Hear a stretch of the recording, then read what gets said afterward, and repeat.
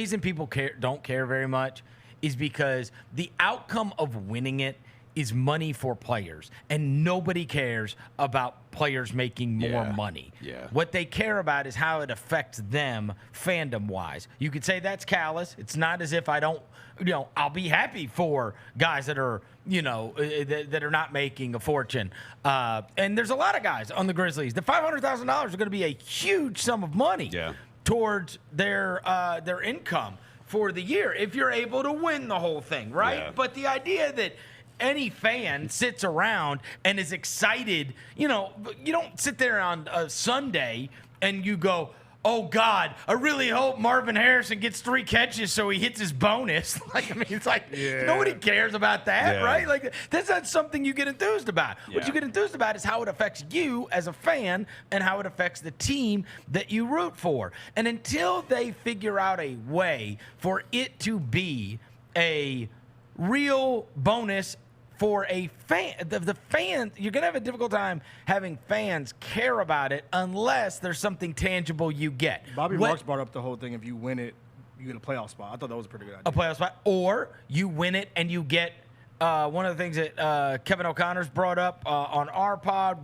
We get a lot of emails about this, a lot.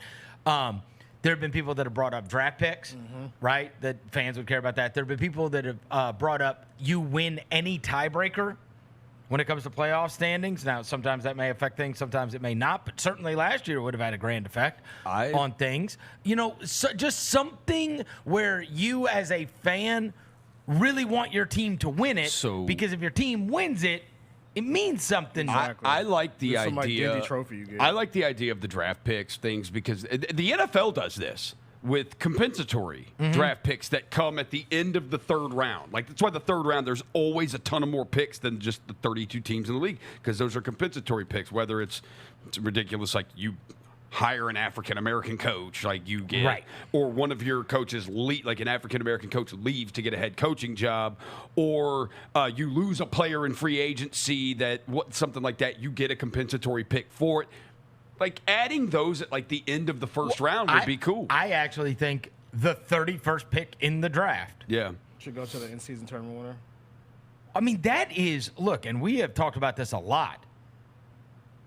There is, to me, that's like right now the holy grail of basketball, because if you hit it like you did with Bane, we just experienced it. If you hit it and you get a player that you get on that contract guaranteed for 4 years with the opportunity to re-up on them after those 4 years and extend them, like if you hit the 30th pick in the draft, it is the absolute best value in the entire NBA. It's not even close.